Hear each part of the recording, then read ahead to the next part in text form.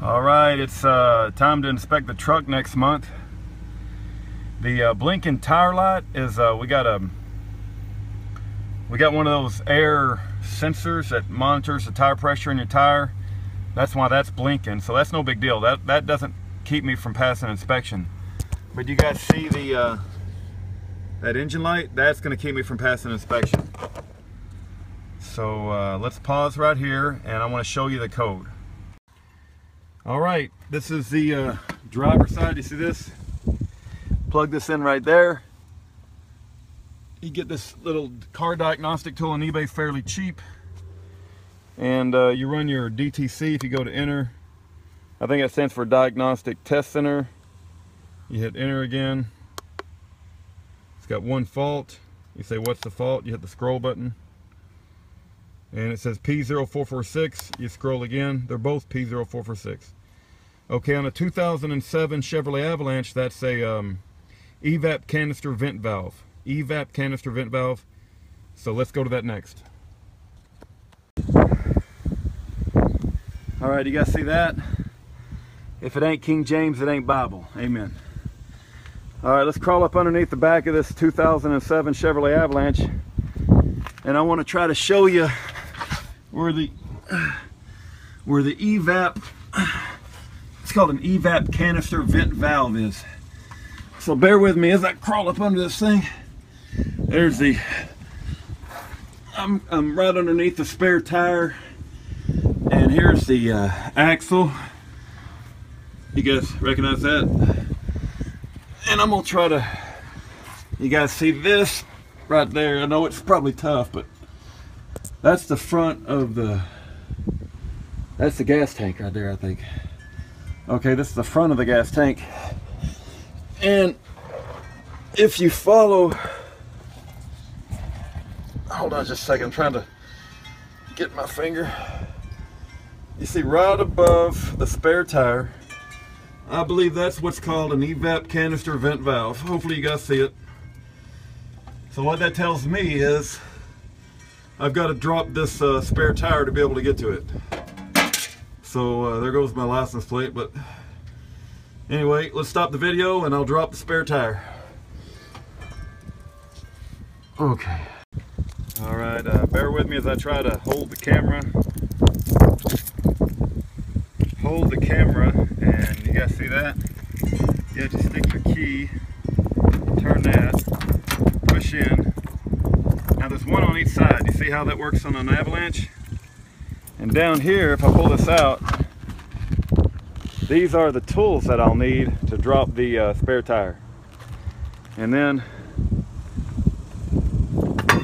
hold on just a second, we'll do that next.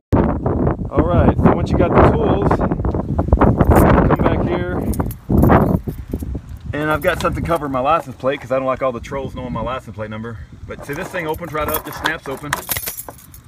And then you take your key and you open that up, and that comes right out. Okay, and then I'm going to take my tools down here. Let me get my tools out. One of them is this thing. And you know what? I cannot hold the camera and put this thing together, so let me just put it together and I'll film it once I get the camera once I get the tools put together. Alright, it's so bright out here, I can't see what I'm filming and what I'm not. I mean, the face of the camera is just so bright, I can't tell what I'm pointing at, but hopefully you guys see that. So these are the four tools that come into the Chevrolet Avalanche, and that's the hole you stick them into. Now when I did this, I had to decide if that was the tool that unloosened this tire or that one. And I would have thought that that goes in here like that. Whoops. I would have thought that goes in there, and then I would have used that, but that's not the case. I'm gonna show you guys in a second, but it's a square, and you need that. I don't know, this is probably some extra for something else, I don't know, but that's the tool I needed that I put in there. And this thing ended up taking a major problem.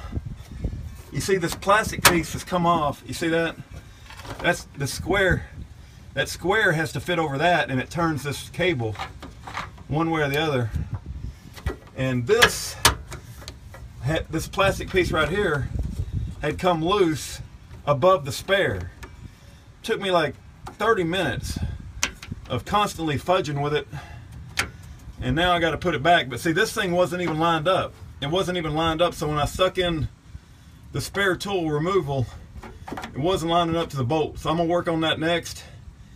And the good news is, I believe that now I have access to my Evap vent. What's it called? The Evap canister vent valve. So you guys see that? It was above my spare tire. But getting my spare, you know, it's a really good thing that I found this problem, because I don't want to be on the side of the road messing with a dang spare tire. I can't even get my spare tire down. So that's going to be fixed first. That's a major priority to get that reliable, because I don't want to be messing with having to, I can't get my spare tire release cable coming down. So you start working on one problem, you end up on the other, but that's okay. But I'm gonna jump back over to here. But let me work on my spare tire and get that fixed, and then we'll unhook that and see what we got. Take care, everyone. All right. So you guys see that snapped in, and that snapped in, and now when the spare tire removal kit comes through this thing right here, which ultimately goes into that, excuse me, goes into that hole. So you come in that hole, and you come under here in your spare tire. It needs to line up with that square bolt, which in turn releases this cable. Okay? And that cable holds your spare tire up there. But if this thing ain't snapped properly, you're never gonna line your spare tire removal tool. And so that's important to have snapped in, and somehow it came loose. You see it's kind of loose right now. I don't like that, but I hope I don't run into that problem on the road. But anyway, next I'm gonna work on removing that right now, and let's try to get it out of there, and I'll show you what it looks like once I get it out of there. But I cannot hold the camera and remove it at the same time. All right, you guys see that? Looks like it has 3 connections. That's 1. I'll just simply pull that off. And this is 2 right there. I'll unlock that and pull that off. And that's the 3rd one right there. But at least I got it out of the, it just holds up. They don't even need a screwdriver to pull it out. It's very easy to get out. So anyway, if I'm not mistaken, that is the Evap canister vent valve. I'll have it out of here in a second, and we'll analyze it on the we'll analyze it in the garage once I get it out of the truck. All right, well, we got it out of the truck. I had to take that connection off. Basically just had to use a knife and cut at the end of the connector because it was on there so tight. That was pretty easy to get off, and that was the only 2 actually, just those 2. This one goes up and it sits by, excuse me, excuse me. Oh man. All right, so once I took those 2 connections off, that just goes and tie wraps and sits by where you put the gas in. It doesn't connect to anything. Matter of fact, if I blow in that, I can blow right through it and it blows fine. So it's nothing clogging it up that I can tell. But I'm going to put it all back together temporary and see if the alarm goes away. And worst case scenario, I will go buy a new one of these. Okay? But if I don't have to buy a new one, I don't want to buy a new one, you know. All right. I've got it all put back temporary. Got this connection. Got this hose back on. I haven't put it back in permanent yet, just sitting there. And this hose here, as you can see, I'll have to tie wrap it back up and put it in. It looks like it was just sitting by the gas cap. It wasn't connected to anything. So we'll put all that back, and let's go out to the front of the truck. All right, now I'm in the front of the truck. I've already used this tool to erase it. But as you guys can see, I don't have an engine light anymore, which is a very good thing. And if I scan this thing,